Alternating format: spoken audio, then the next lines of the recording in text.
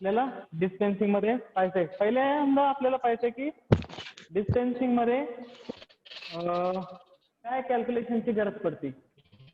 पहिले Imperial method मध्ये कशी कॅल्क्युलेशन चालायची. ओके, सो पहिली गोष्ट तुम्हाला वेट आणि मेजरमेंट. फर्स्टली वेट, किती ml चा किती लिटर होतं, किती ग्रॅमचा किती किलोग्रॅम होतो. मिलीग्रॅम म्हणजे किती किलोग्रॅम, 1 किलोग्रॅम किती मायक्रोग्रॅम. ह्याचं बेसिक नॉलेज जे आहे ते असणं गरजेचं आहे. ओके, जे तुम्ही ऑलरेडी शिकलेलं आहे 10वीच्या आधी स्कूलमध्ये. सो ह्याच्या आणि मेजर मध्ये मेनली 2 सिस्टीम होत्या. एक imperial system and metric system. सगळ्यांना दिसतंय बोर्डवरचं? Yes Yes, sir. Yes, sir. Okay. Imperial system म्हणजे जुनी जी चालायची राजे घराण्यातली काळातली सिस्टीम जी होती ती चालायची, ती आहे तुमची इम्पेरियल सिस्टीम. आणि सेकंड मेट्रिक सिस्टीम जी आपण करंटली यूज करतो. तर ह्या इम्पेरियल सिस्टीम मध्ये पण 2 टाईप होते. ओके, इम्पेरियल सिस्टीम मध्ये कोणते 2 टाईप होते? अपोथिकेरिस सिस्टीम, अपोथिकेरिस आणि अवॉर्डिपोइस. शब्द थोडेसे अवघड आहेत. अपोथिकेरिस आणि अवॉर्डिपोइस. आपल्याला याच्या रिलेटेड प्रॅक्टिकल पण आहे, थेरॉटिकल प्रॅक्टिकल आहे, ते पण अपलोड करेल मी दुपारपर्यंत. सो अपोथिकेरिस सिस्टीम आणि अवॉर्डिपोइस सिस्टीम या 2 होत्या. त्यातल्या त्यात जी सगळ्यात जुनी होती अपोथिकेरिस सिस्टीम, त्याचं स्टँडर्ड युनिट होतं ग्रेन. जसं आपल्या ह्याच्यात ग्रॅम आहे सध्या. ओके, स्टँडर्ड सिस्टीम मध्ये किलोग्रॅम वापरतो आपण. मेट्रिक सिस्टीम मधलं स्टँडर्ड युनिट काय? किलोग्रॅम. ओके, किलोग्रॅम नुसार आपण सगळ्या गोष्टी कॅल्क्युलेट करत असतो सध्या मेट्रिक सिस्टीम मध्ये. बट अपोथिकेरिस सिस्टीम मध्ये स्टँडर्ड युनिट होतं तुमचं ग्रेन. आणि अवॉर्डिपोइस सिस्टीम मध्ये तुमचं स्टँडर्ड वेट कॅल्क्युलेट केलं जायचं पाऊंड नुसार. पाऊंड. ओके, या सिस्टीम्स बद्दल जर सांगायचं झालं, सगळ्यात पहिले कोणती आली? अपोथिकेरिस सिस्टीम. मेजरमेंट ज्यावेळेस इन्व्हेंट झाले होते जुन्या काळात, त्यावेळेस मेजरमेंट जी घेतली जायची, मेजरमेंट वजनाची ज्यावेळेस घेतली जायची, त्यावेळेस ग्रेन हे युनिट वापरलं जायचं. त्याच्यानंतर अपग्रेड होऊन पाऊंड मध्ये वापरायला सुरुवात झाली. ओके, पाऊंड मध्ये अजून पण तुम्ही पाहत असाल लहान मुलांचं वेट पाऊंड मध्ये घेतलं जातं. ओके, आणि मेट्रिक मध्ये म्हणजे सध्याच्या जनरेशन मध्ये आपण किलोग्रॅमला स्टँडर्ड युनिट मानलेलं आहे. किलोग्रॅम नुसार आपण बाकीचे मेजरमेंट घेतो in case of solid. Okay, तर हे 3 मेन सिस्टीम आहे तुमच्या, अपोथिकेरिस, अवॉर्डिपोइस आणि मेट्रिक. तुमचे प्रॅक्टिकल्स जे आहेत, ओके, प्रॅक्टिकल्स नुसार तुमचं अपोथिकेरिस सिस्टीम यूज मध्ये आहेत. अपोथिकेरिस मध्ये जी नंबर ऑफ युनिट्स आहे ते मॅक्झिमम आहे लॅटिन सिस्टीम नुसार. सो त्याच्यानुसार तुमचे मेजरमेंट दिलेले आहेत. सो प्रॅक्टिकल्स मध्ये पण तुम्हाला जे वेट दिलेले असतील ते काय ग्रॅम, किलोग्रॅम जसं दिलं होतं तुमच्या वेळेस, ग्रॅम mg मध्ये कन्वर्ट करायचं तुम्ही फॅक्टर कॅल्क्युलेट करून. या पद्धतीने तुम्हाला कॅल्क्युलेट करायची गरज नाहीये. त्याच्यामध्ये तुम्हाला लॅटिन टर्म्स मध्ये दिलेलं आहे ना. जसं समोर ओलिक ऍसिड पाहिजे तुम्हाला 2 मिनिम्स. आता मिनिम्स मधून काय करणार तुम्हाला? मिनिम जी आहे ती लॅटिन टर्म आहे, तुम्हाला त्याच्यासाठी मेट्रिक मध्ये कन्वर्ट करावं लागेल आणि त्याच्यानंतर प्रॅक्टिकलला सुरुवात करावी लागेल. सो त्यासाठी हा पार्ट इम्पॉर्टंट आहे की तुम्हाला कन्वर्जन कसे करायचे. अगोदर ह्याचं थेरॉटिकल पार्ट पाहणार आहे आपण. तो पहिली गोष्ट, वेट जे आहेत,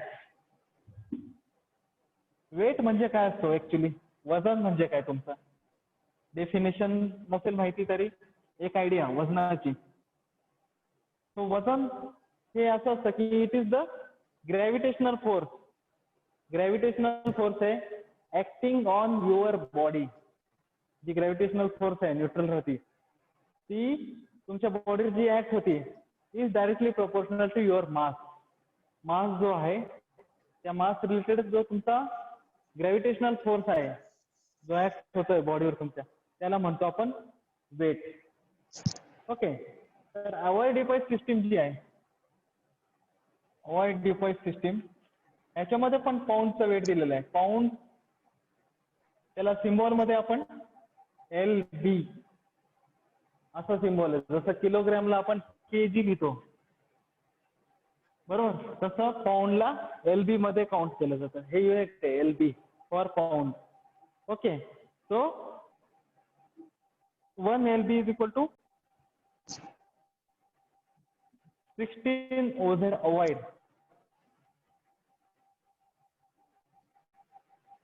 आता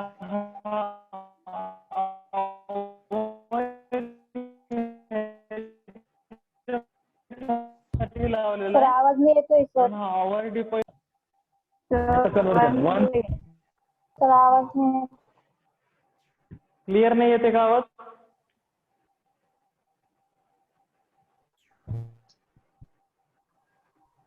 ओके आता येतोय आवाज? सर आवाजच नाही येते.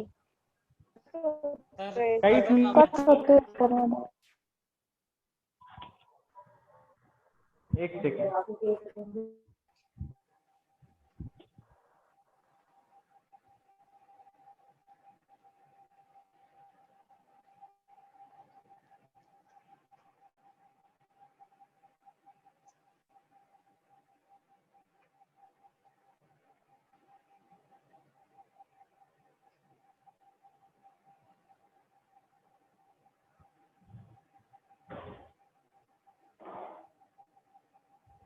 आता येतोय आवाज?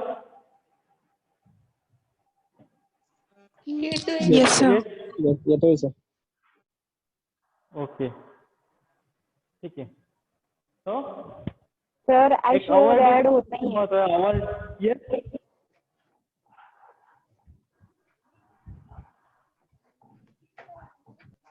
ओके.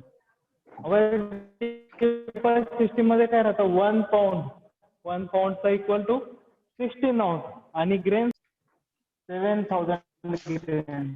थोडासा डोक्यावरून चाललं असेल हा पार्ट मला माहिती कारण ह्या सगळ्या टर्मिनॉलॉजी ज्या त्या नवीन आहे आणि ह्याच्यात एक्सप्लेन करण्यासाठी काय असं काही नाही फक्त व्हॅल्यू दे त्याचे युनिट्स आहे. ही झाली related to avoid deposit system. Okay. Avoid deposit system नंतर तुमची इन्व्हेंट झाली ती अपोथिकेरिक सिस्टीम. आता मी एका साईडला लिहून ठेवतो आपण कोणकोणते युनिट्स पाहिले ते. ओके. इंपेरियल मध्ये कोणते पाहिले आणि मेट्रिक मध्ये कोणते पाहणार आहे? ह्याच्यात पाहिलं आपण पाऊंड पाहिलं त्याचं LB मध्ये नाव आहे. सेकंड तुमचं OZ अवॉइड पाहिलं. तिसरं तुमचं पाहिलं कोणतं पाहिलं ग्रेन. ह्या ज्या गोष्टी आहेत ह्या युनिट तुमच्या अवॉइड डिपॉझिट मध्ये अवॉइड डिपॉझिट आणि अपोथिकेरिक मध्ये कोणकोणते युनिट राहतात ते पाहू आपण. अपोथिकेरिक मध्ये पण तुमचा पाऊंड आहे LB. ओके. बट पाऊंड हे आहे मानलेलं आहे. ओके. सो आणि ग्रेन्स याला कमी मानलेलं आहे. एक तुम्हाला चार्ट दाखवतो मी काय काय आहे त्याच्यात.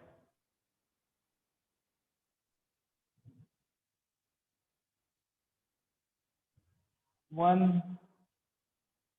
Truffle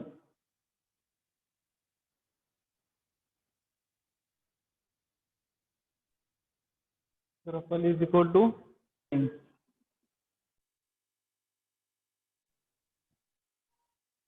1 trachum is equal to 6.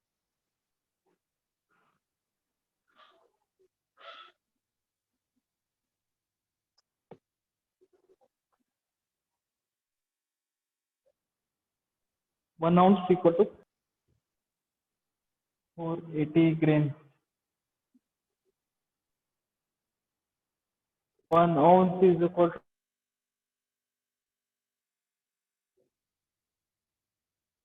to 8 words मध्ये लिहितोय नंतर 1 pound is equal to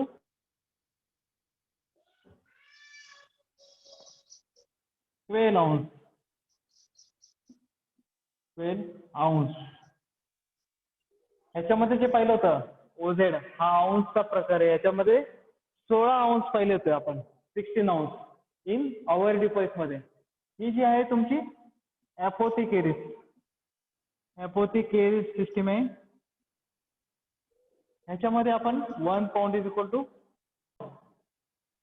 okay हा एक डिफरन्स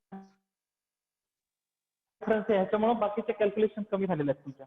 ओके सो हे युनिट वापरले जातात आणि 1 pound is also equal to 5760 grains. याच्यामध्ये किती पाहिलं होते बरोबर 1 pound is equal to 7000 gram. But calculation नुसार मेजरमेंट जसं जसं इन्व्हेंट होत गेला हळूहळू जशी जशी त्याच्यात डेव्हलपमेंट येत गेली त्यानुसार त्याचं स्पेसिफिक ॲक्युरसी वाढत गेली. ॲक्युरसी वाढल्यामुळं 1 pound is equal to accurate value आली सर आवाज कट होतोय. 5 ग्रेन. याच्यामध्ये पाहिलं होतं आपण फक्त कॅल्क्युलेशनचा डिफरन्स आहे. अजून पण कट होतोय. आवाज कट ओके होतोय.